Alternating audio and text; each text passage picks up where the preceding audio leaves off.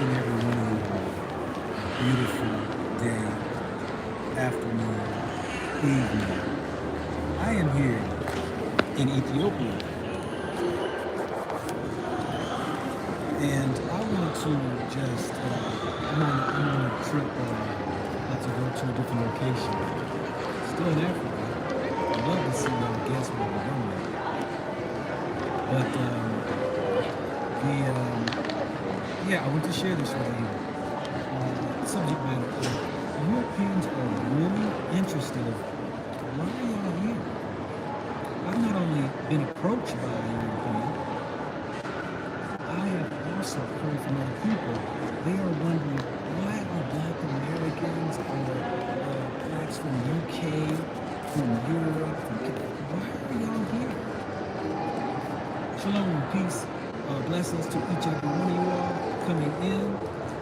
I'm gonna share, my response in as I'm waiting on my flight. I'm right here in Ethiopia. On to another journey, y'all.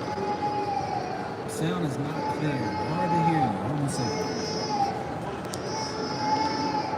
Can you hear me now? Can you hear me now?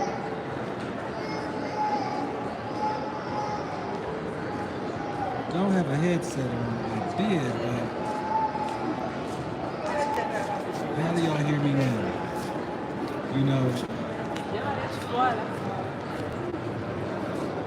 You can hear that baby, see? Yeah. Can y'all hear me though? Am I clear now? I turned the volume on. You say it's low. We can't hear you. The baby sounds. That's interesting. That is interesting. Hold on a second. Let me try something out.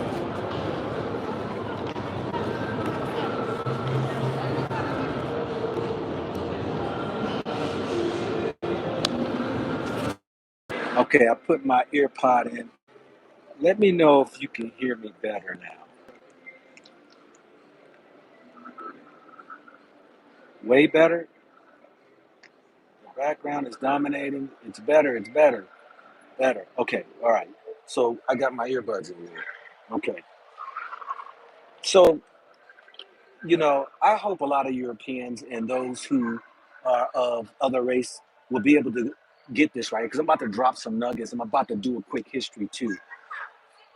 And I can't blame them for wondering why. A lot of Europeans, and I'm talking not American Europeans, but I'm talking about those who are in Europe, Spain, Italy, UK, Germany and Netherlands, Belgium, and you know, Ireland, all of these countries. A lot of them don't even know our history in America. So you got to remember now, just as well as we were taught in America a history, they were taught their own history. A lot of them don't get it. A lot of them are really lost when it comes to uh, why we are the way we are. You know, I was told that a Belgian reporter was there in Tanzania and was asking the question of um, why is Black Americans rough. And a couple people who was there, I wasn't there, I wasn't even in the country at the time. I would have definitely I would have educated her because we are portrayed as being kind of rough. We're portrayed as being outspoken. We're portrayed as, and when I say portrayed, I don't even want to say portrayed. This is what I see from, we're outspoken. When you look at the average African, they are very uh, quiet, reserved. They are um, just they are people who just quiet within themselves. I'm not saying every African. I'm saying for the most part, I've been to 13 countries that I've been to. You don't see how we behave in America. That I'm going to get you the reason why. One of the reasons why. There's a billion reasons why, but I want to educate some people because even brothers and sisters who are living in UK, Europe, Canada, they even say that, man, I wish we were like you all. I've heard it so many times. I wish we were like you all there in America, how y'all are just like straight to the point. You speak your mind, you don't hold back. And they watch what we do, and which causes them to want to protest or stand up, even though it ain't got us nowhere in America, in the United States for a long time. But the question was posed to some people, brothers and sisters, of why Black Americans are rough. I was asked the question from a European of why am I here in Africa? What brings me here? And I turned around and said, what brings you here? That's exactly what I said. What brings you here? It's odd that, and she was from America. She was from South Carolina, and she was asking me, what brings me here? Why am I here? And I asked her that question. Of course, she wanted to pry in to try to figure out. I wouldn't give her the answer. She says, where are you from? I always say this, do this to people. I always point at my skin. I say, Africa. There shouldn't be no question of where I'm from, but I get it though. She said, well, I heard you speaking English because I was with a brother of mine and we were in a grocery store. And she said, I heard you speak English, so I figured, you was from America. No, I lived in America. I'm not from America. I say that 1,000 times a day, especially to our brothers and sisters in Africa, because a lot of them don't know our history, especially here on the east of Africa. A lot of them don't really know our story. But let me get down to it. Let me get down to it. You know, I know our behaviors as being outspoken, being loud, being direct, has really caused us an unjust in one point. Because though that we should speak up and stand for what is right, I think we took that power and we turn it on other people. And now it's just out of control of we are just argumentative. We debate, we fuss, cuss, we and it's all stemmed from this frustration that is within. You know, it's amazing. I catch myself when I'm here in Africa that I want to. Somebody might accidentally bump me. Somebody might just happen to be staring in my direction, and I watch myself put on this behavior of wanting to jump, like or say something, or I was just on the plane, right? I was on the plane. See, I was sharing with y'all how I am sometimes. I was on the plane, and the stewardess trying to sit people, and a woman was sitting in the man's seat, and they're trying to figure it out, and so I caught myself trying to help them, and I said to the stewardess, "Isn't it easy just to see whose tickets are what, and then just make people move?" Because there were people sitting in other people's seats. I caught her off guard when I said that because she was just like, "Huh?" I said, "Isn't it easier?" I'm a fixer, y'all. I'm just a fixer. But it threw him off because I guess she's like, who is this? Well, anyway, sometimes we speak and sometimes we just need to be quiet and stay out of our business. But on the other side, just I was with a guy, a brother from America. We were out getting something to eat, and this European, I'm talking to the guy serving my food, and the European comes over, put money in his hands, and starts talking to him. And I'm like, yo, hey, hold up. Hey, man, don't you see me right here, man? You cutting me. So he says, oh, no, I ate already, but I'm trying to pay him his money. I said, but you can at least say, excuse me or something. Because I'm just not one of those docile Africans that allow you to just butt in and just step in. But I know that's just how we are coming from America. And I know it's not fitting, and people they see it. And we're complimented on one means when it comes from the brothers and sisters coming from Europe, and they're like, man, I wish we were like that. We quiet, we bite our tongues, we don't say nothing, we be taken advantage of, there could be discrimination, whatever, and we just remain quiet and just because a lot just don't want to get kicked out of the countries, a lot of them don't want to cause the problems, a lot of them don't want to stir up anything. And it's like, I mean, I get it. But let me get on to this right here. The Berlin woman who asked these people, this is what I was told, and it was I actually a brother co-signed for because he was there, but he told me afterwards, after this other person told me, telling me what had happened. He said he happened to be there when the Berlin woman was saying, like, black men are like, they stay in jail, they're not with their families, they they're into drugs, and she's spitting this out, and as though that she knows the facts of blacks in America. And he said the brother said he was thrown back, but he told her, "Do you believe everything that you see on TV?" But it's the ignorance of what the media portrays us as to be. The media, I mean, not even just the media, even our own people who act out these movies, people who are on the music industry, people who are doing these acts are doing us an injustice around the world where people really believe that every black person is this certain way.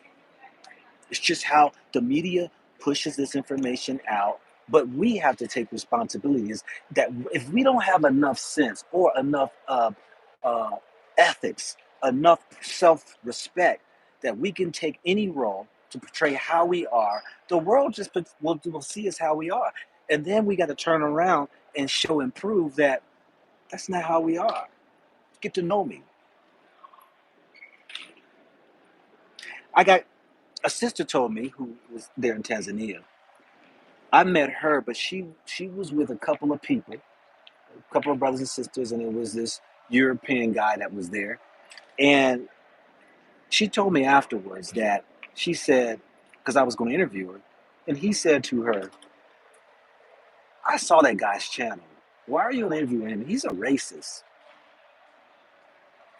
Now, little did I know that he had said this, but then the next when the group was there, I sat down at the table and he engaged in me. And I had conversation with the dude. He told her later, he said, he's a different person than what I thought he would be in person than what I see him on his videos. And I told her, I said, I'm not a man to disrespect anybody. I'm not going to mistreat anybody. It's just not me. But I will speak truth and I will speak out on how America or Europeans, and I can't say all, but I'm saying in my experience, it's just that in my life experience, majority walk in a behavior of being racist. Their actions or their words or their behavior. It's just my experience. And when I point it out, a lot don't like to hear it. And I'm raw. I put it out there. Now I ain't gonna call you names and all this right here, if unless you portray it to me. But let's get back to the subject matter at hand because people need to be educated about this. You know, why is the European so concerned about the Black Americans coming to Africa or the Black? You, and that in itself is ignorance and asking a question as though that you have a right to be there. I should be the one asking you what brings you to Africa. Because what I'm trying to share with you all is that this right here, you see, the media has always portrayed Africa to be this tribal war infested, disease out of control, third a third country, a third I mean, undeveloped um, place that is impoverished, but they're the ones who come over and enjoying the beautiful beaches, the safaris, the skiing, the mountains, the surfing. Do you know Africa has the best beach? It's rated the number one beach. Now I know they kind of switch it up every now and again and stuff like that, but in Kenya, in Tanzania, top rated beaches. Windsurfing is the number one coming on the east of Africa that Europeans come around from around the globe to participate in Africa. Europe is there. You know how in the United States, everybody goes to, including Caucasians, go down to Central America. They go down to Jamaica, Bahamas, Dominican Republic. They go down to Mexico. They go down to Guatemala. They go down to Costa Rica. They go to Panama. They go to South America. Because that is typically the United States place of vacation. Or they'll go over to Europe. Very few go over to Africa. Europe, on the other hand, majority of the Germans, those in that vicinity of around where Europe is, and Germans, some of the Italians, they come down to West Africa, the Gambia, Senegal, Russia, Netherlands, Belgium, they go to the east of Africa. Even the Spaniards, they go to East Africa as vacation spots. And yet we sit around scared to come to Africa. And I'm telling y'all, every nationality comes to Africa. The Chinese come to vacation in Africa. The Indians come to vacation in Africa because they've been here for hundreds of years. They got communities in some of these countries in Africa and loving it. They'll tell you, there ain't no other place that they'd rather come to than Africa. So I put that tidbit on before I go forward with this, is that we have to understand that Europeans don't even understand our story. They don't understand why we rough as that woman was. Why y'all so outspoken? Why are y'all so direct? Why is that? Let me say this too. I'm gonna go down here because I want to give a quick history for people to understand this. This is the reason why the world owes us really reparations. But I'm not waiting on it. I don't think it ever happened. But people are inquisitive why they think that. Everybody around the world capitalized off of slavery. Now I'm gonna break it down to you how this happened. The Arabs came into Africa in the 1300s, to the 1300s to 1400s, on up to 1500s. They came to Africa and started the Sahara slave trade. All right, for y'all don't know, sit back, get some popcorn, and take a drink of soda, whatever, because I'm about to break this down to you. Why the world really owes us, our people, the people in America, the people in South America, the slaves, that transatlantic slave trade, why they owe us. During the time of the 1500s, there was a problem going on in Europe. It was called the Black Plague or the Bubonic Plague, okay? This is what really started the search for newfound land for Europeans, because it was a catastrophic event that was going on for centuries, killing them left and right. They had no other recourse but to try to find other land, overpopulated, infested with diseases, and there there was lack of food for people. They were being controlled by the queens or the monarchy, the hierarchies. So this started them to come out. What happened was, during this search for newfound land, of course, they stepped upon Africa. They saw Africa. But what they had was, they had some information when they traveled into the Arab countries of slaves. When news got back, there was newfound land.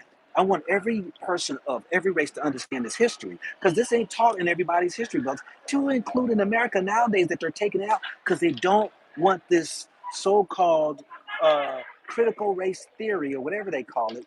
They're tired of hearing it because of the guilt that's put upon them. But this must be shared. How did the slavery enrich or cause wealth for many people around the globe? So stay with me. Majority of the countries in the world were poor. America wasn't started yet. It was natives that were living there, living their own peaceful life. European was falling. It was hectic.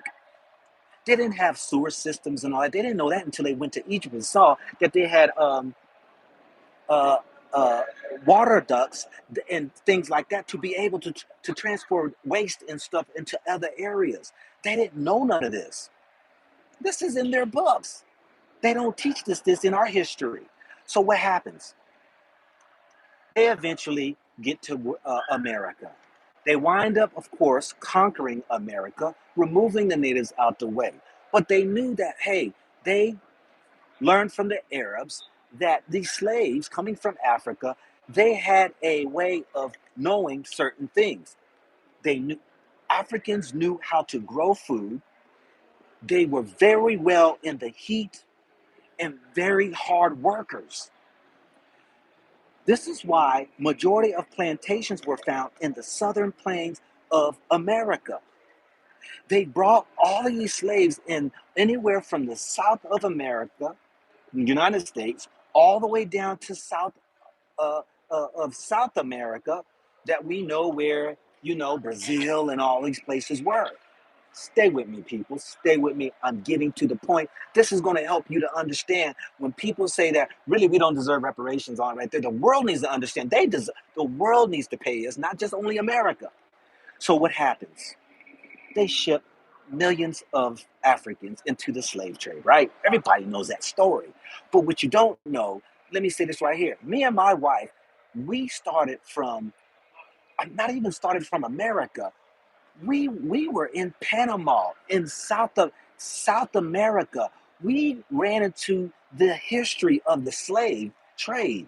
When we was in America, we started in Louisiana, and we worked our way up for all the different histories of what the South slave was, from Louisiana to Georgia to South Carolina, all the way up to Canada. Me and my wife got books she's made of this. We went and followed this whole trail of the history. That's why nobody can tell me that slavery never happened. It's too much out there, even outside of the country of United States. This is what happens. All countries back in the 1400s were poor. There was nothing that they were standing on when it came to wealth. Nothing. Except for you had your hierarchies, you had the people that were in power, and they were only empowered by the force of a sword, or, as we know, a gun that came in to play in the 1500s. When this came about, of course, it was forcing some people into slavery, taking them over into Americas, and then wind up having this so-called slavery starters. There was no industries that were off popping and running before slavery. You had minute in Europe, in Italy, in Spain, the ones with the power, they used even their own people to build with minute paying, but there was no industry. Not to the level until slavery hit. When slavery hit, I want Europeans to understand this. This is what happened. Now hold on to your seats. Everybody was subject in their countries to working for pennies, even though they might have had their small, minute skills and they had these small little businesses, whatever. Nobody was making money. But what happened was, when free labor was used on plantations, this is how they did it. You have plantations with free labor. So I'm gonna use just one spot. Let's just use South Carolina as an example. South Carolina, let's just say, brought in cotton. Okay, they found that rice and cotton, the weather there was perfect for it. Now, when they started to plant this this crop, there was some things that started to spark up to create business. What was it? Okay, we got crops now that come up. How are we going to transport this crop? Because first and foremost, the first job was, let me back up. The first money maker was selling slaves. Okay, Europe made, that's how they made their wealth, was off of selling slaves, and the money went back to Europe. That was the first money maker. They turned around and took that wealth, started building ships, and then what happened though? Over in Europe, they said, we need ships built because we have this industry now of selling slaves. Blacksmiths started to go ahead and make metals. People was with wood, started to carving woods. People started, these factories started to be built because of the ships needed to be made. But on top of that, ropes, clothing for the people on the ships, food, everything to send these workers off down to Africa to get these slaves, to take them over to Africa. Business started to happen in Europe off of the slave trade, but it didn't hit big yet because the hierarchy or the monarchy or the queen and all them right there, what they did was that it started to create jobs in the industry of building ships, which then the small businessmen started to have work to be done. Now, over in the Americas, in South America, in the South Americas and the Central America, when these crops were developed, what happened? Whoa, hold up. We got this, we need bells, we need sacks to put this stuff in. Matter of fact, because we have people now that these plantations, small cities now, to needs to be built. People said, "Oh, this plantation, which has these slaves, but these plantations are needing things to be built. They're needing things to go ahead and haul away the cotton away, the rice away, the tobacco away, the sugar away. That these industries created towns and people came in for jobs. See, people need clothes now. People need restaurants for food. They started to build hotels when people coming across the globe, coming to these places to bid on and to buy these products, to ship them around the world. And everybody started to profit.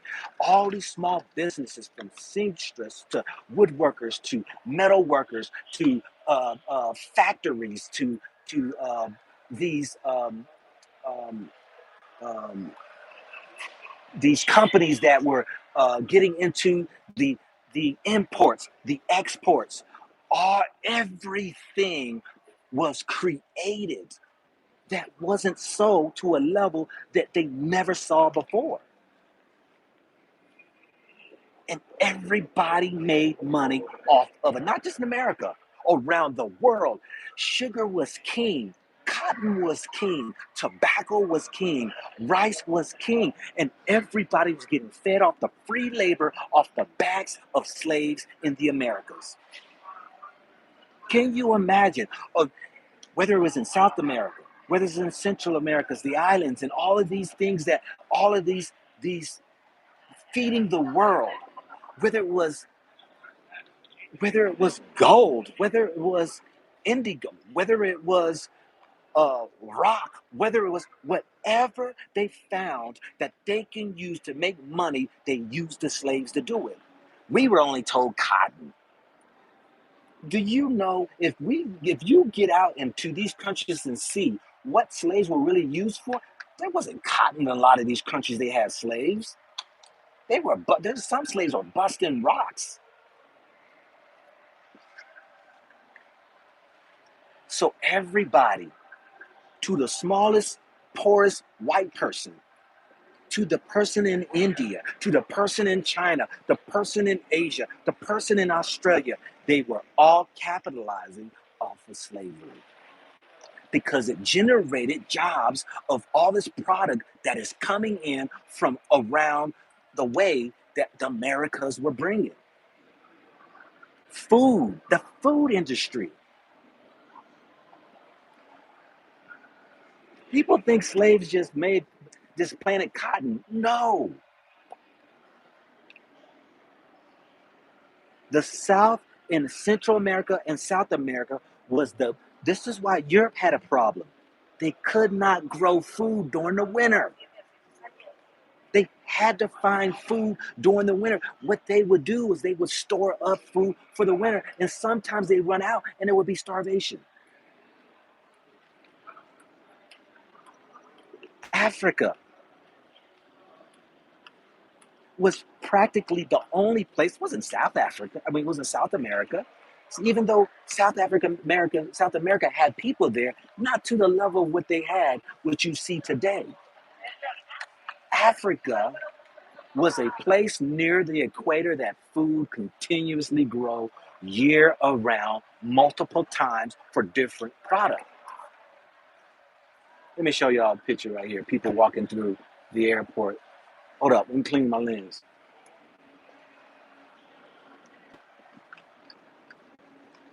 I'm in Ethiopia, y'all. For those who don't know, this is Ethiopia. This is the airport.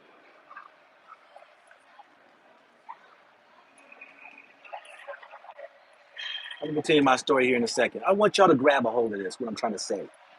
Because the Europeans need to understand this too. That the Chinaman needs to understand this. The Australians, they need to understand this.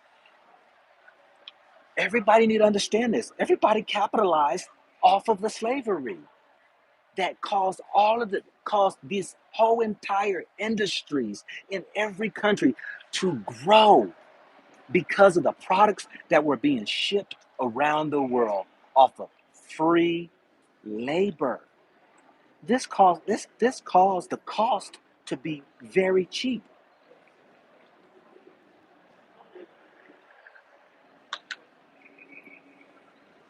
Now let me say this right here. That was a quick little history for people to understand. Why is it that people object to, well, you don't deserve no, we don't deserve no reparations and stuff like that. I believe to some form or fashion we do. And every category that we're lagging in, that's where the reparation should be. Lagging in education, every black child should have education, free education. If we can send $40 billion to Ukraine, and even y'all need to be sending some emails over to Hampton University and HBCU, who's giving free education tuition to Ukrainians. Texas A&M, I did a video of it. Texas A&M is another college who's giving free tuition to Ukrainians. If they can find a way to give $40 billion to Ukrainians, to give Ukrainians free education, free housing, free food. Why can't you do something to repay back what we created, the wealth for America and around the world? Because Europe is prospering off of the slave trade. Every European who has a job today owes it to the free labor of the transatlantic slave trade. Now, I'm not here to sit around and wait on no reparations. I gets mine, y'all. I worked my ass off in damn Erica. Put a D in front of America, capitalize the E, damn Erica, and you're gonna see that because people always say America's the place to be. It's the dreams. No, it is you who have to put the work in. Well, America gives you the opportunity. Okay, all right. Keep thinking that. If you really think America gives you anything, then please tell me then, why do I meet so many Africans who never left to go to Europe, who started with nothing and built something? So I'm saying, it's not that we're looking for a handout. It's that you owe us, because every country owes an African, that within the slave trade, their descendants of slaves owes every last one of us. But I'm saying, if you get your butt over to Africa, you can find some stuff that's really cheap and get your reparations.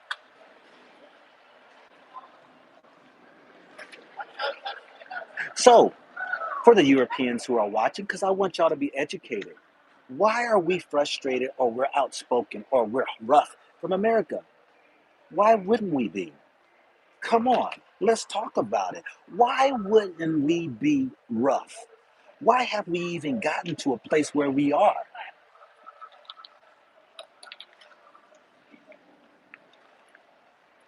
Let me ask you a question for those who don't understand this thing. If I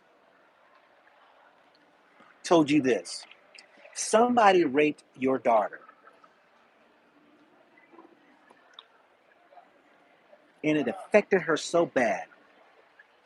It sent her on a mental roller coaster ride where she turned around and lost a part of her mind, turned to some drugs, and then turn around and try to do business as usual, having a family and kids with a mindset that is disturbed, that has an effect on her children, how she deals with them, or how she responds to men, that this distraught, this dis-ease that she is living with is perpetuated and poured into her kids. Let's just not only say that. Let's just say that even with your daughter that was raped, this disease that she walked years within, poured it into her children. And while she was pregnant, still was distraught that it even vibrated to her the egg of her body, causing a dysfunction within the seed of what she received and bringing forth birth that causes an impact even in the psyche of the mindset of her child. That because of the disturbance, which has been proven, hence why does black people don't retaliate against white people? Why are black people have some sense of reserve and still a respect towards a white person, and yet there seems to be some type of fear? It's because of the genetic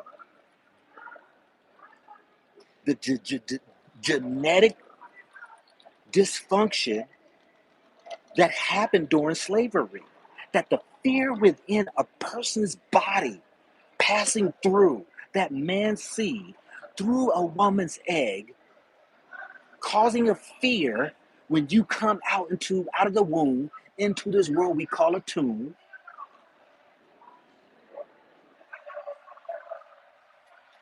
to have to face an enemy which you then tell your children to behave a certain way when those are around who aren't look like you, that perpetuates.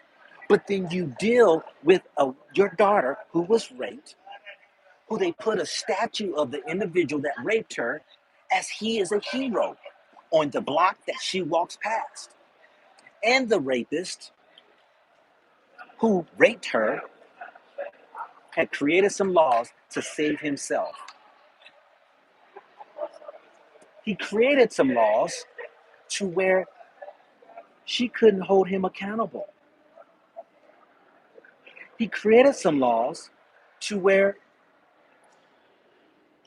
she could not be compensated for the damage he did to her and her seed and her seed seed.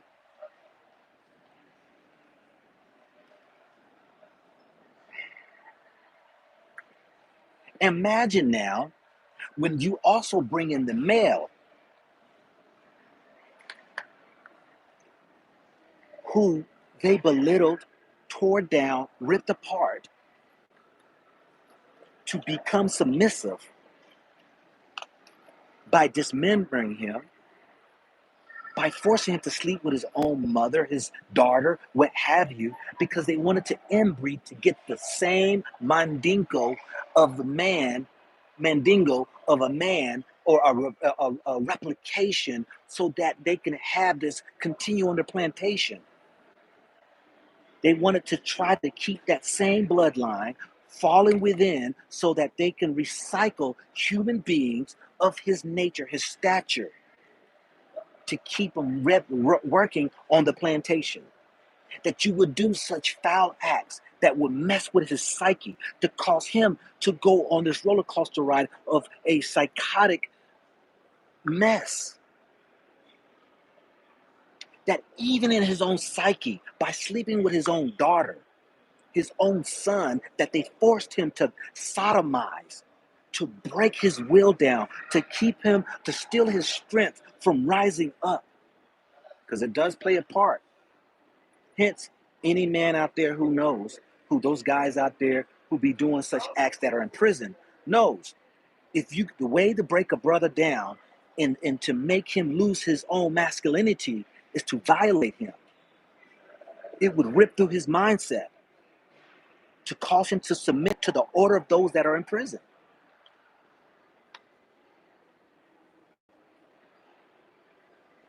These Jim Crow laws, these Willie Lynch laws, these were sick people who had it in their minds to know how. They came from Europe. This is what Europeans, they had a philosophy. They had a way of life of knowing how to play these games, mind games again. How do you know how did Hitler come up with this mess? If Hitler was doing such devious acts against the people, do you think he just came up with that? This ran in the bloodline, yo. This ran into the mindsets of people of where they came from. That when it poured, the sickness poured even into us. That even to this day, we violate our own children. It has passed down from generation to generation to generation. That the psychotic behavior of what was taught or that put into us by those who took over advantage of us and put us into this slavery. Can you imagine your raped daughter, Mr. China man, Mr. European man, Mr. Australian man? Because they watch my channels, they tell me they do. That how long will it take for your daughter to get over? But while she was going through that psychotic mind, she passed that disease to her children. How many years is it going to take for them to get it right? Which then sends them on a spiral when the system is totally against them. They that when she was released out of this so-called system of psychosis, what was brought upon her because she was raped, do you think her life's still going to be right? No, because the rapist, like I said, created laws to even keep her from prospering. Y'all stay on your side of the track, you stay on ours.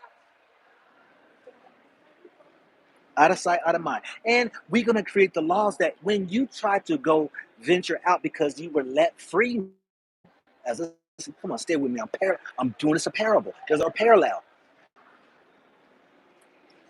You're set free to.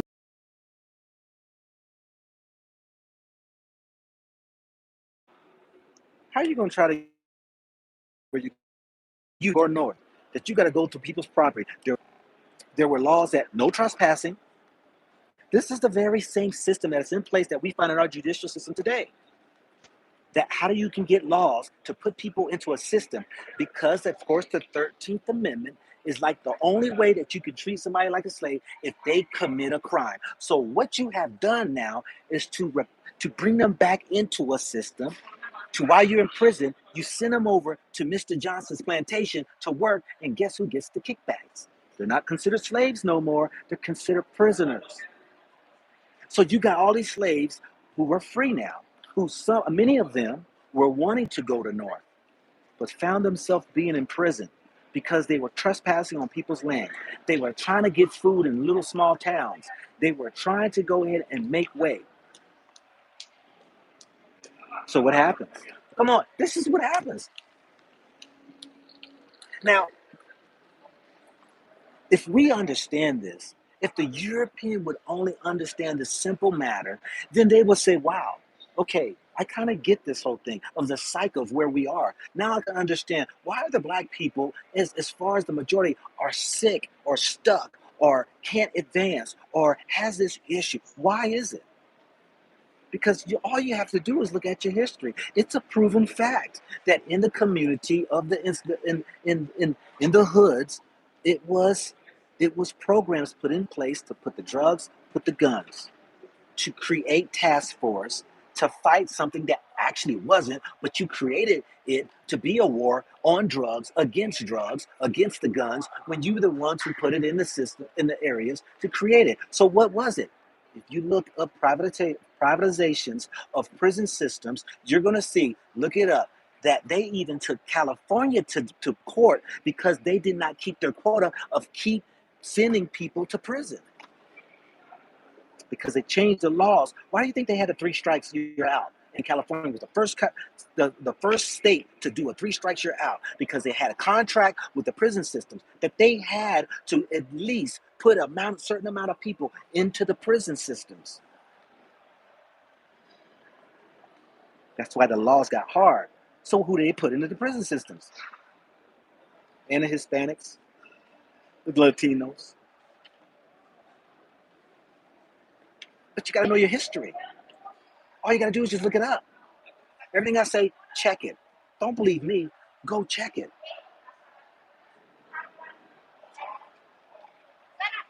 So now I hope that this small little education will get the Europeans who are asking, why are y'all coming to Africa? Why are you here? This is our home.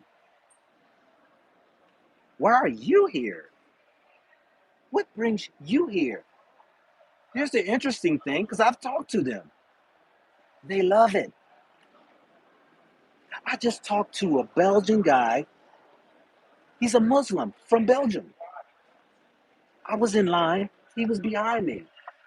So I hit him with the question, hey man, what brings you here? This is exactly his words. He said, me and my family just got here yesterday. We had to get out of Belgium. You decided to come to Tanzania?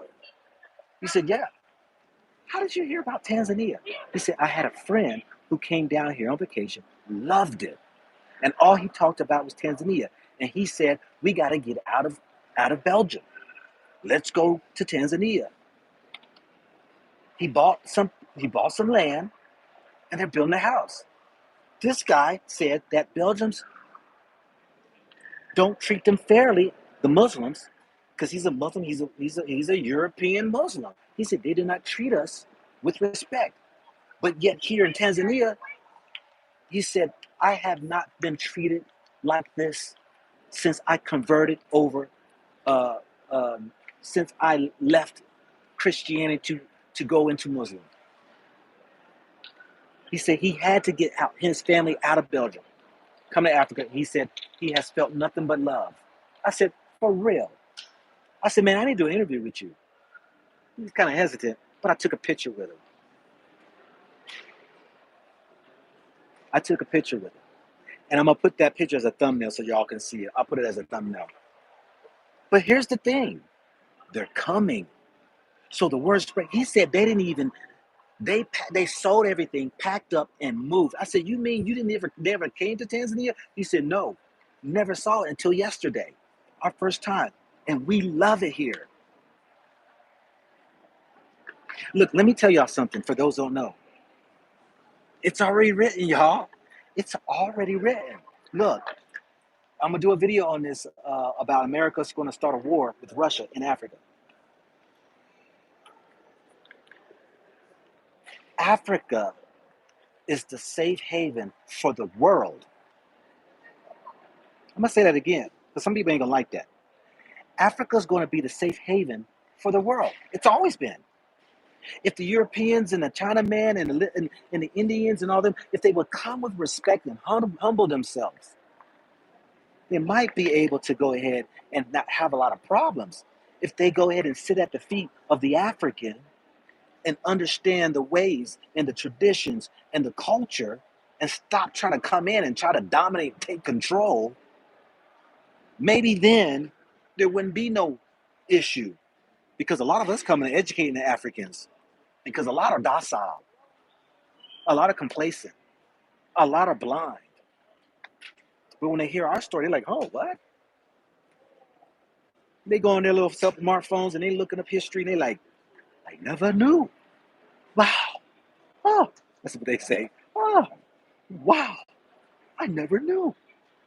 Because a lot of the East Africans don't know nothing about no daggone. They don't even know the 54 countries. I've asked, I can guarantee you 90% of most Africans don't even know there's 54 African countries. And they don't even know about the translated slave trade. Because their history don't teach it. So what I'm saying is that Europeans, they're coming to Africa. or going to other countries too. I did the video. Please check out the video. If y'all would just check out the video and see this mass exodus that is happening underneath your nose, and you don't even realize that the ship is sinking, and you're gonna sit around and be the last one left. And not like everybody's gonna leave. No, America will have millions of people in America. Always will. What I'm talking about is the last one left to know that, man, I could have been going over to these other countries. I ain't just talking about Africa. If y'all look at my videos, I was in Mexico, I was in South America, Aruba, Curacao, showing y'all property. And these countries are opening up. Yeah, y'all can come on down. You can get your citizenship if you want to. Yeah, we love to have y'all. Come on. They got a couple prerequisites that you got to fall through. But if you are putting all your eggs in America's basket, that's a shame. But then you can talk about you can invest and diversify your portfolio. A lot of y'all don't even understand the business.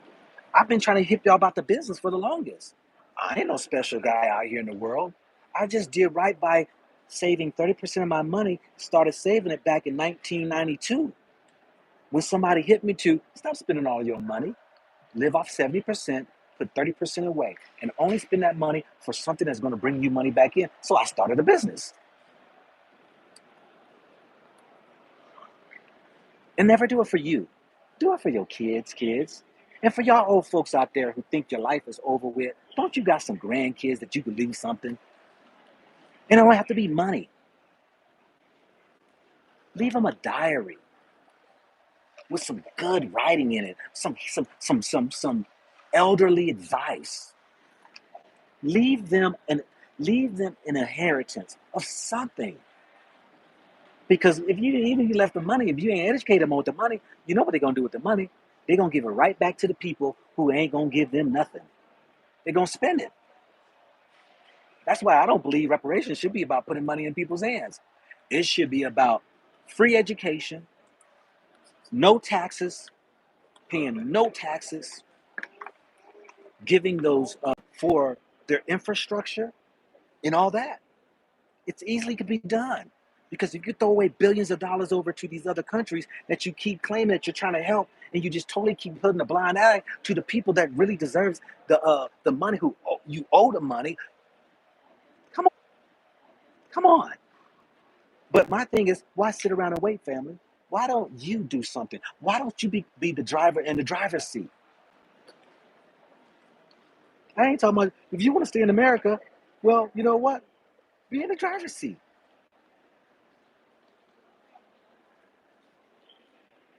Let's see what you all saying right here. That's that in a nutshell, stemming from why Europeans are kind of curious of what's bringing us to Africa.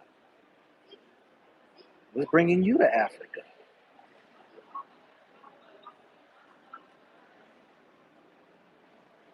Free. Somebody said free plane tickets and passports. Yeah, add that to the list because that ain't nothing.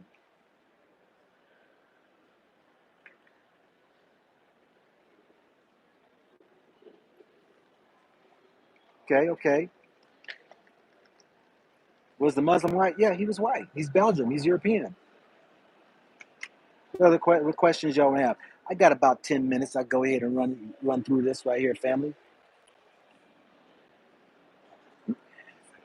Angela B said you can get free health care. I prefer cash. Hey, if you good with cash, hey, I don't blame you for it. But we know what most of our people gonna do with it. We know it. They're gonna totally ignore their kids because of the ignorance. They're gonna buy their car, buy the big house, turn around, be broke, sell the car, sell the house, and be right back in the hood. You know it, and I know it. What was that skit? Uh, uh, what's the comedian name? Dave Chappelle did about the reparations. It was facts what he was talking about. Give brothers and sisters cash money. Most of them who are poor don't have money. They are not going to know what to do with the money. And his skit was about they bought all the gold and the cars and everything, and they're gonna wind up broke again. What they're actually going to do is take the money, build the economy, because once you spend money, you're going to boost the economy up, put it right back into the hands of those business people and those who are going to sit back and get the money back, and your children's going to be broke. That's why I say no, don't even do the cash. We want our children's children to be good. So education for our children's, free taxes, no taxes paid whatsoever, all these other things. What other questions? Let's see what questions we got. Let's see, family. One day I would meet you and have a good old chat. Okay, yeah.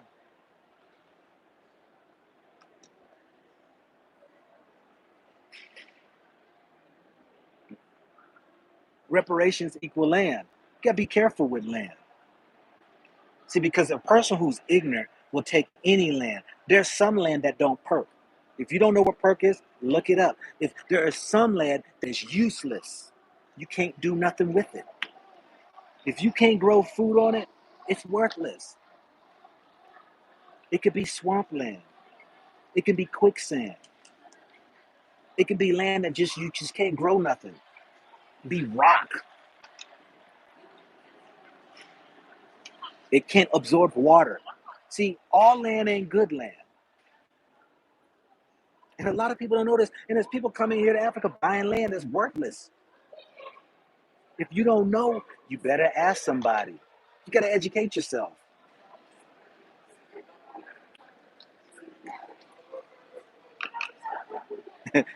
I hear you, hardcore. You said hard tax exemptions and cash. Speak for yourself.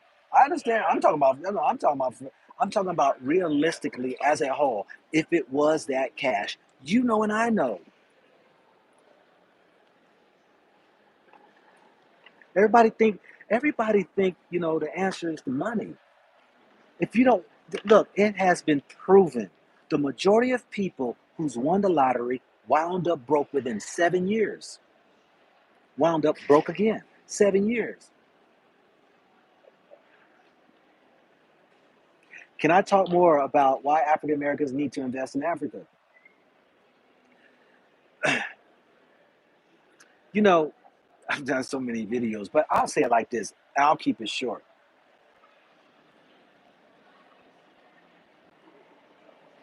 First of all, it's hard to explain something to somebody when if you don't see it, if you can't touch it, if you can't experience it for yourself.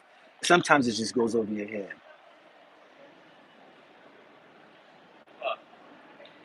To me, everything I'm doing, buying property in Africa, I'm doing it for my kids, getting a piece of the pie, putting a stake in the ground. This is what I'm doing. I haven't even bought my house yet. Look, I haven't bought a house yet to live in. Why? A house is useless. What do I mean by that? Some of y'all gonna know what I'm talking about. I set up something first that makes you money. I'll tell you this right here in Winnable Business Talk. You would be, it would not behoove you if you saved money up and you want to put money down on a house to go live in when it's not making you money. You've basically put your 20% down in a house to live in, and the house is not making you money. Then you could have took money to open up a business to bring in money. I don't need to find a house in Africa to live in yet. I'm trying to establish where the money is, where people go. Who got the money? Come on, think about this. So everybody talking about getting land and building their house. You could do that, to each his own. I'm talking about for me. I'm not trying to come here and build a house to live in. I'm scoping out where is the money.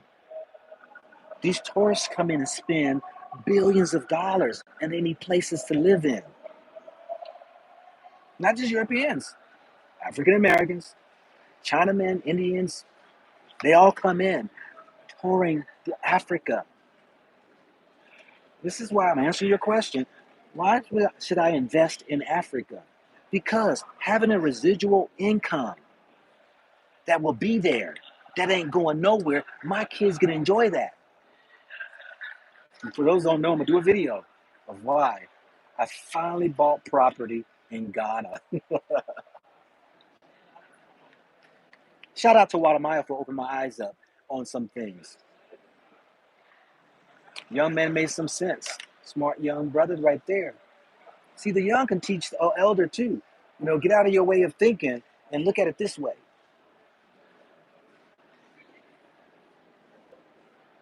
And I'll tell you what Wadamaya told me. And I know this. I'm a realtor. I know this. And I know some life truths. I walk around and I tell people this right here. It's not what you know, it's who you know. And I know investing into rental properties, never bring your emotions. Never put your own feelings in your rental. What does that mean? When you're buying rentals, don't don't don't don't make it out to be the type of house you want to live in, because you'll wind up spending a lot of money. Renters tear up stuff. This is what Wadamaya told me, because he knew the dilemma I was in. I wasn't going to touch Africa, so there's certain things, if those don't know, watch the video of when I was in Ghana the first time, why I was not going to buy property or start a business in Ghana. But he reminded me of something like I just mentioned that I believe in. It's not who you know, what you know, it's who you know. But this is how he said it. He said, go black. Sometimes people's perceptions are only because of their network of people that they know. I said, what? He said, I spent a lot of time building my network. Okay. So if a person sees something different with Ghana, then maybe his network is only giving him an eyesight of what there is to be seen. But based upon who you know, now he didn't say who you know, he said a network. You sure look at it totally different. It can make things a whole lot glamorous. So what he was saying was his network is people, is trustworthy people. Number one, that I don't have to worry about getting scammed. I don't have to worry about somebody just trying to sell me something that ain't up to no good, that's no good. That they're going to look out for me. They're going to want to connect. I can come into the fold, be part of the family. In other words, I now have a network that I have tied myself into. Because now, like I said, there were things that I didn't care for, that I felt that the people deserved. Now, that has nothing to do with me living in Ghana, because I was taking it on. If I was going to live in Ghana, I would not want to have to deal with these certain things that I felt Ghanaians deserve, and the people who are living there, the citizens, the residents, deserve more. But I ain't got to live in Ghana. I can have property in Ghana and make money. So he renewed my mindset in something that I knew, but he put the twist on it and said, how you see it is different because of the network of people that you have, or the network of people that you know. You might see Ghana in a total different light if you have a total different network. And when he showed me and connected me and introduced me to some people, billionaires, people doing some multi-million-dollar projects, I was like, I get to see a different side now.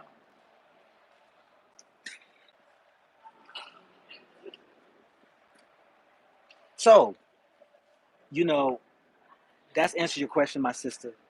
Why should we invest? Because it not only do we deserve it,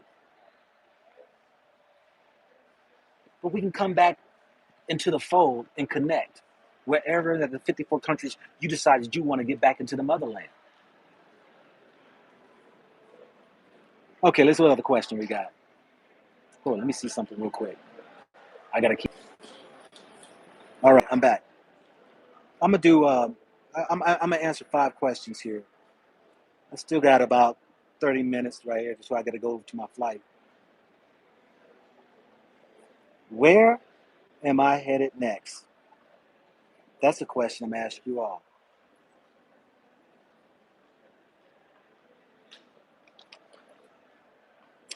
I would give some money away if somebody guessed it right, but there's some people who already know and they might be in here and they're gonna guess it. Let's see the other question.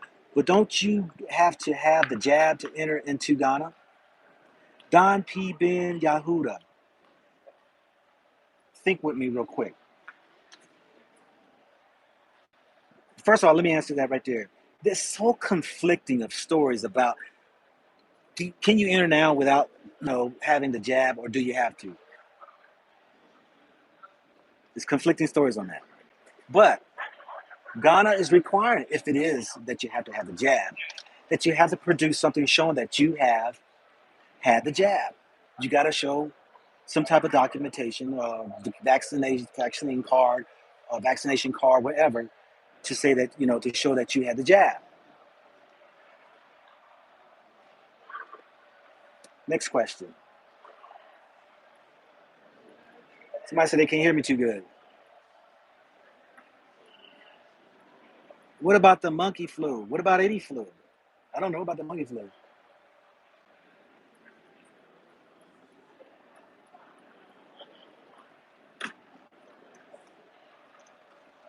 Oh, what's the next question? Sierra Leone. What about Sierra Leone? Fitzroy.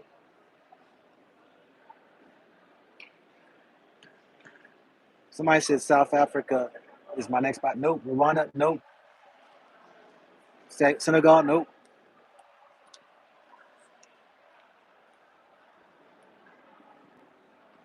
Somebody said Swaziland.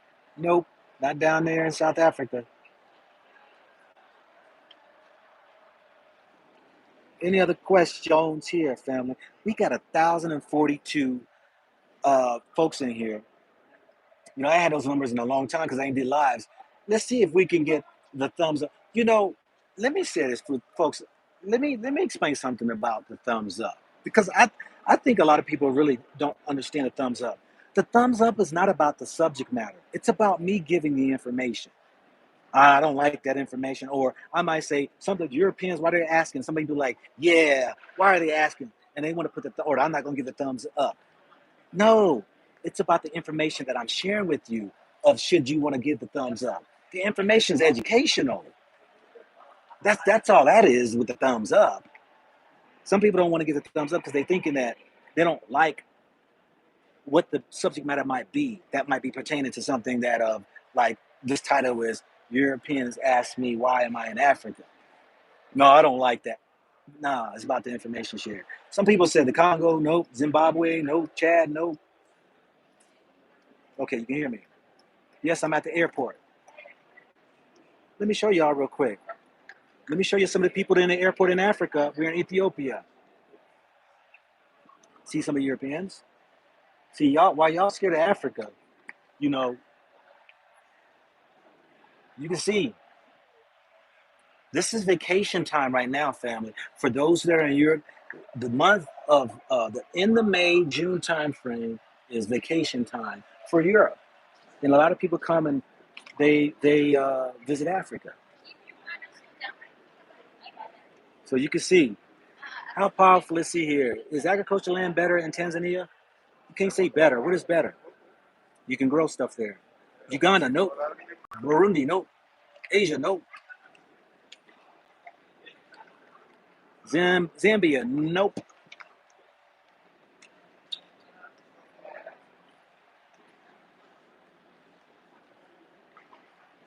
Yeah, it's gonna be really. This right here is gonna be a treat for y'all where I'm going, and I hope each and every one of y'all check out the videos I'm gonna be doing uh, in this country that I'm going to. Rwanda, nope. Nigeria, nope. Cameroon, nope. Gambia, nope. Zanzibar, nope. Let me stop saying no because if y'all guess it, then I'm gonna get it. Let's see here. Did you know monkeypox is being spread in the U.S. to Canada now? I don't even care. They keep that stuff going, really. Or, they're going to keep talking about all these different flus and pox and everything.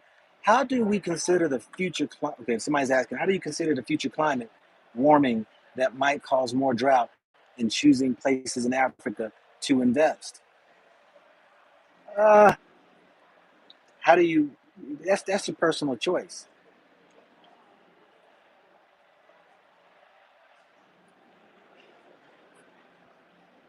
Do I do consultations? Yes. Everybody, go to my website is up now.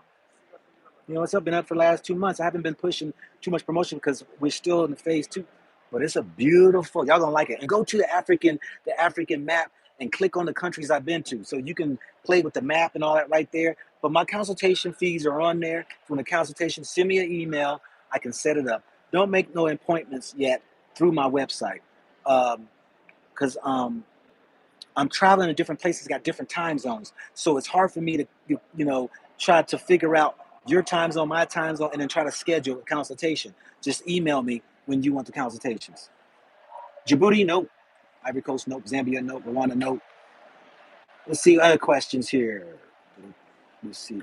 Let me pull up my thing.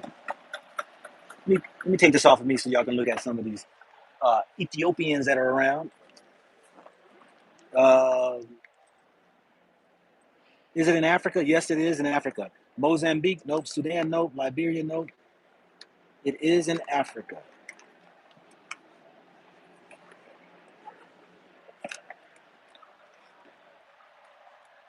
Thank you, Born Again Daily, for your heart of giving. Thank you, Born Again Daily. Do you consult or mentor one on one? Yes, I do. Let me say this right here, too. I had a young man. I had a young man uh, hire me for consultations. He just wanted to talk about some of the issues that's going on in life. He said, "Hey, brother, none of my questions concerning Africa. I just want to run some stuff by you, some things, man, that's going on in the world." I did the consultation. Dude paid $175. Hey, we had good conversation too. I'm gonna grab my Botswana, nope. Seychelles, nope. See other questions. Mali, nope. Eritrea, nope. Somalia, nope. Uganda, nope. Madagascar, nope. Cape Verde, nope. Sudan, nope. Angola, nope. South Africa, nope. Have I been to Gambia? Yes, I've been to Gambia. Seychelles, no. Mali, no. Angola, no. Slow chat speed, please. Slow chat. I think it's just so many people who are in here just guessing. It keeps flipping and spinning, y'all. But, I just want to show y'all, this is Ethiopia.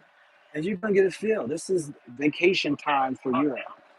Most Americans don't come to Africa. No, no Chad, no Eritrea. Oh, you're watching from Sudan. Great. Mauritania, nope.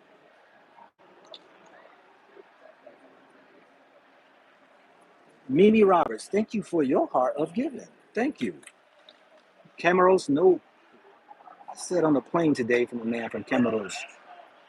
Somebody said, "Where are you going?" Nobody guessed it. Cameroon, nope. Where? Ethiopia, first letter clue. Nope. Everybody wants it easy. Kenya, nope. I give up guessing though, like Mrs. Split says. But y'all gonna have to wait then for tomorrow. Because I'll be there tomorrow and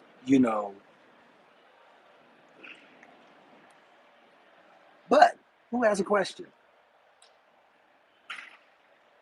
Who has a question? Next. Tunisia, no. How was the cornbread? Shout out to Ebony Odyssey. Hey, what's happening? How are y'all doing? Cornbread was awesome. Family out there that I interviewed out there, they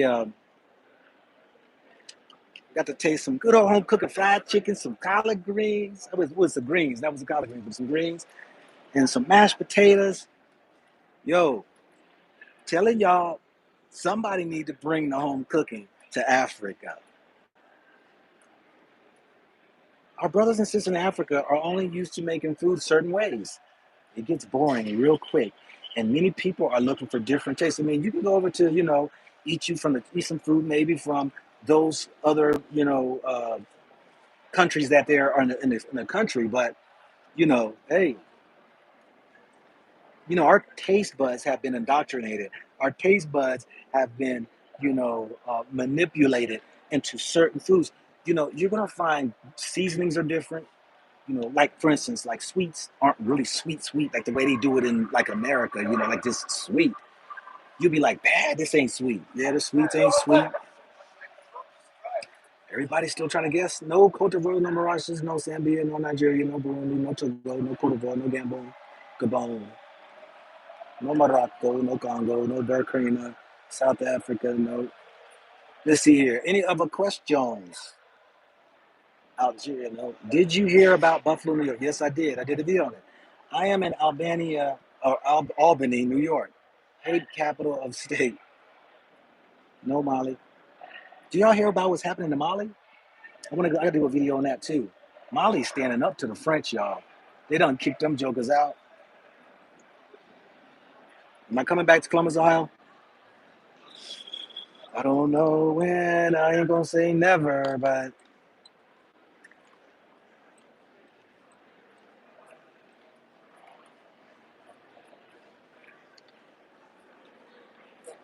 okay. Libya, nope. Benin, nope.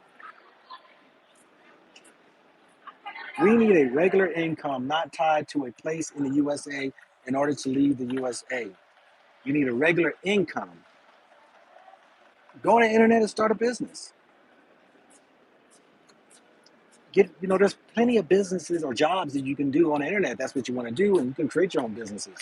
Do you have to be totally vaccinated for COVID before entering African countries? I couldn't take the second vaccine.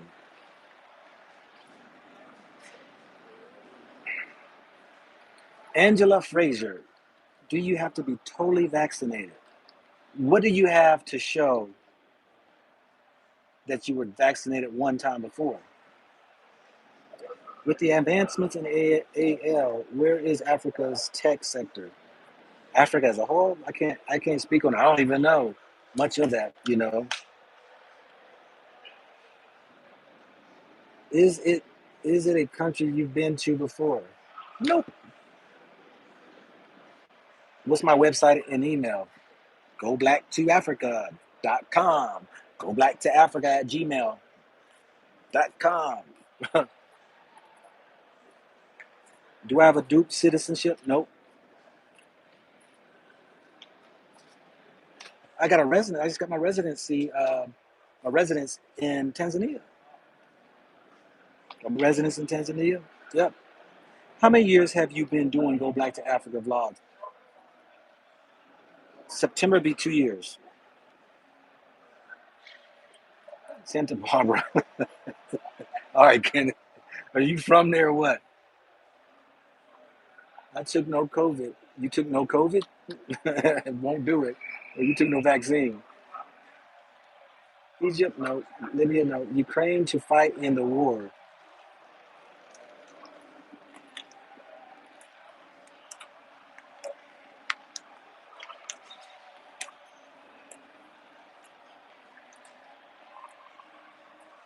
Let's see here.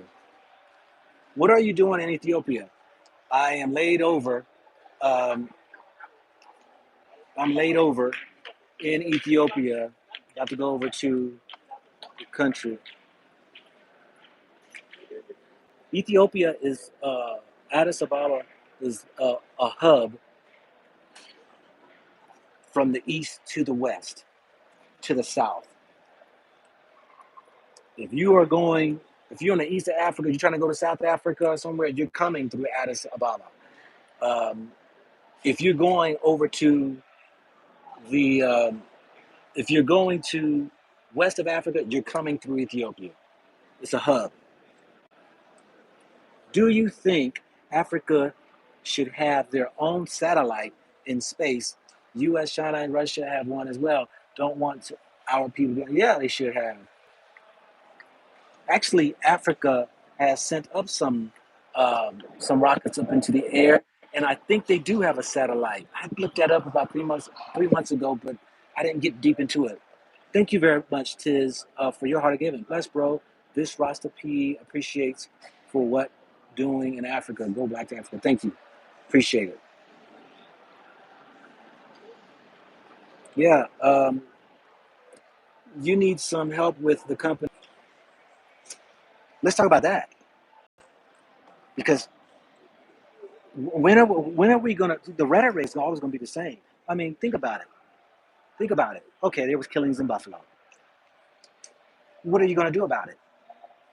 Some racists went around and killed 10 black people. Okay, and what? They killed what's his name down in Mississippi last year.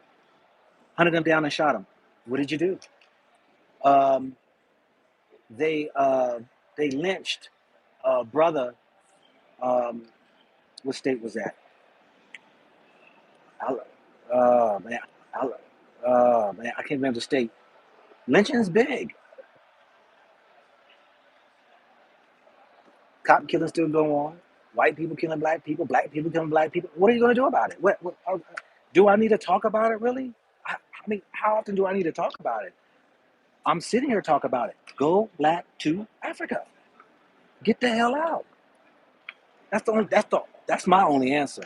I'm not one of those who's going to sit here and try to tell you, let's fight and protest and let's continue on.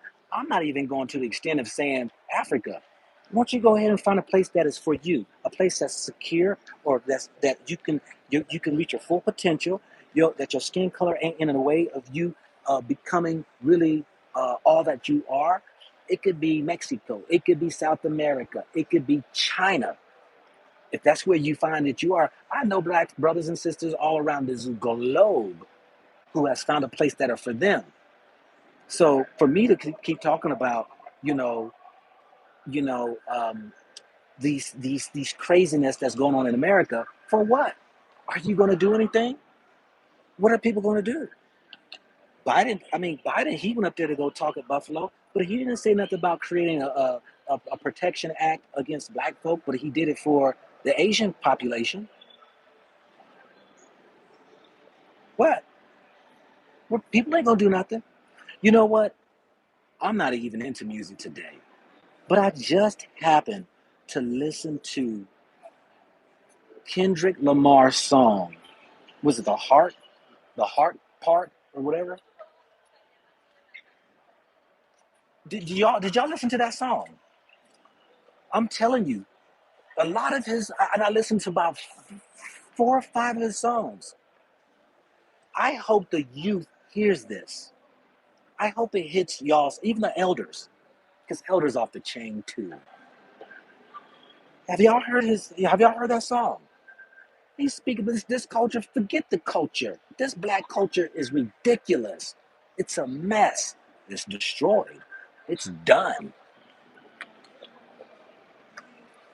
It's good to see a young man sees that, and he had a song about it.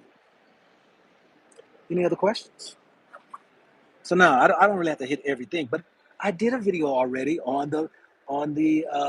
I think I did. Did I do the video? Did I release it yet?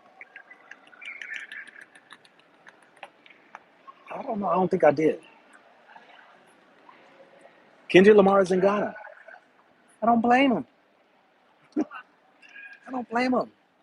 I've did so many videos of these music rapper or singers and these actors who are coming over to Africa. They're finding their place, getting citizenships, and poor our people. The emails I keep getting from us, most of us is like, I ain't got no money to leave. What about those who can't afford to? You can afford to. You just choose not to.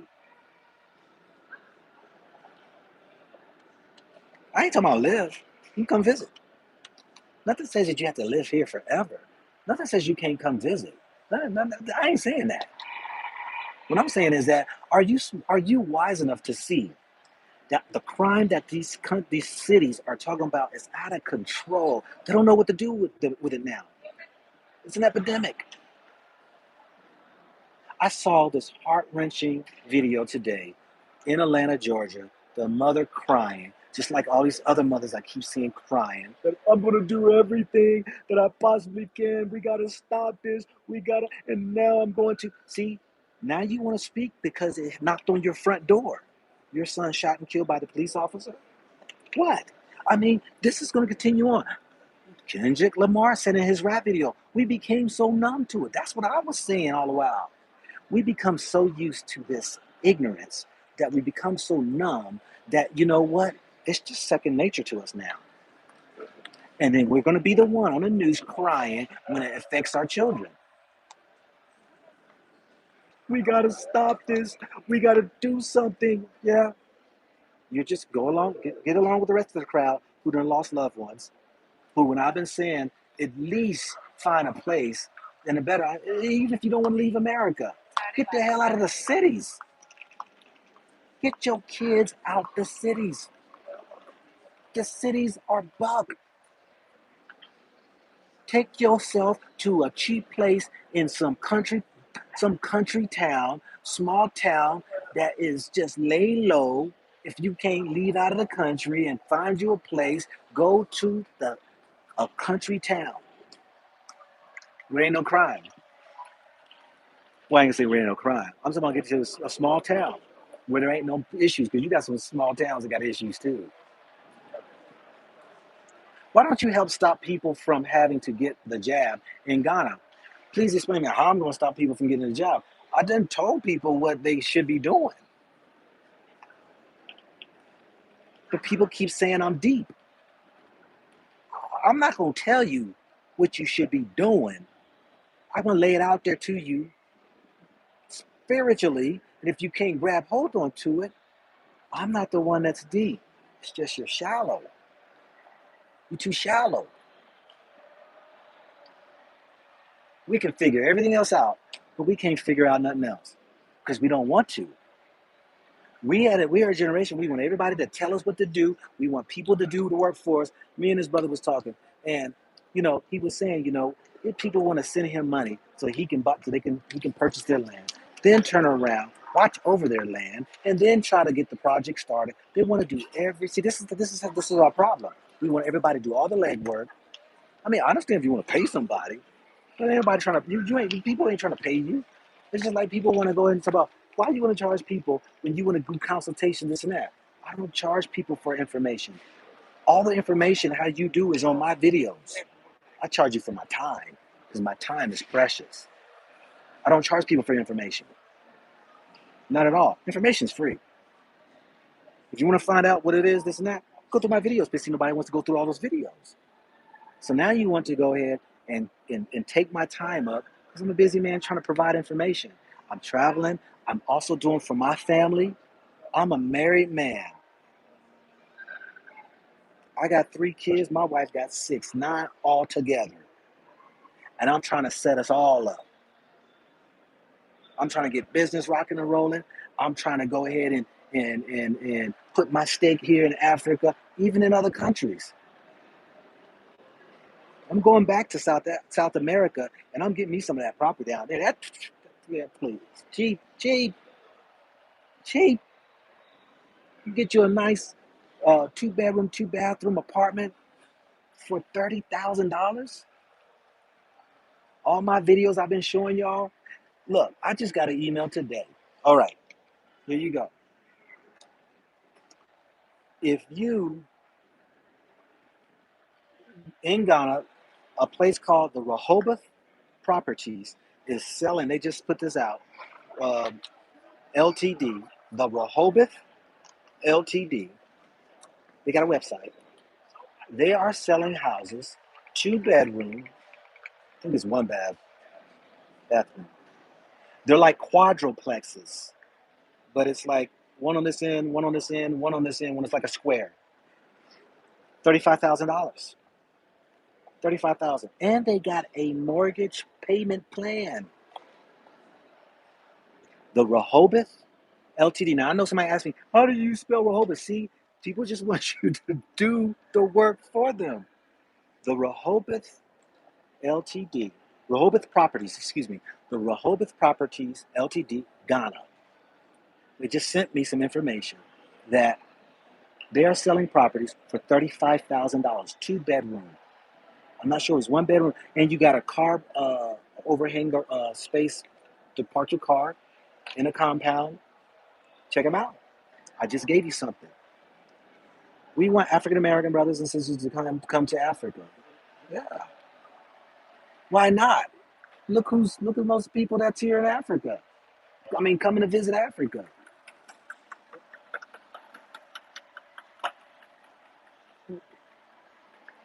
And guess what they doing? They scouting just like we scouting. They scouting for property, business opportunities, coming to live. These places done got so expensive. So expensive. Everybody trying to go to Ghana. Ghana expensive. But you can get some properties cheaper, but them prices, man. I ain't talking to the rich black people. I'm talking to, look, I talk to the common man. And that's POFO. Even middle class. And the problem of it is even the middle class are broke. Here's the sad part about it. If you really are serious about trying to get your finances together, you do a session with me, and I'm gonna tell you, I'll get you on the right track. I used to be broke, y'all. You think my mom, dad left me anything? Not a penny. I was broke, in debt, and I did one thing. I listened to somebody. That's what I did. And that day forward, my life has never been the same. Never been the same.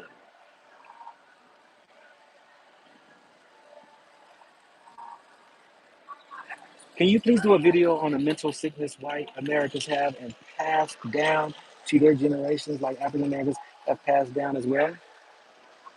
Well, don't even need to do a video. The history speaks for itself. You look at America.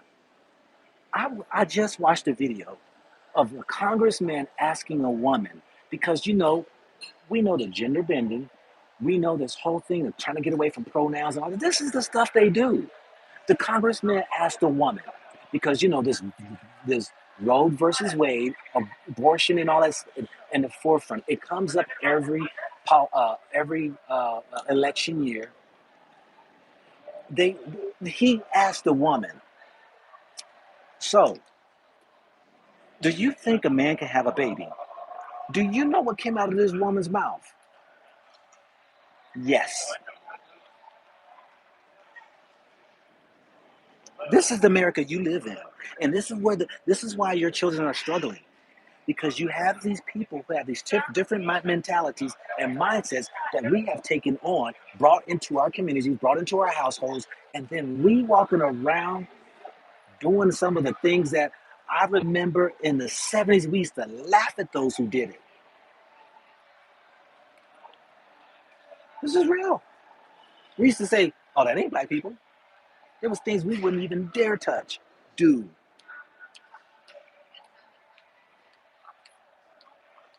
yeah, I'm in Ethiopia. I'm in Ethiopia, y'all. Okay, so I am going to have to go now because I got to get down to my gate. For those who are serious about they want to do finances, want to know how to budget, schedule consultation, $175. If you're not willing to invest in your future for your kids, and you think, oh my God, $175, then stay right where you are. This is our problem. I'll tell you exactly what to do. And the question is, are you going to be disciplined enough to do it? Easily.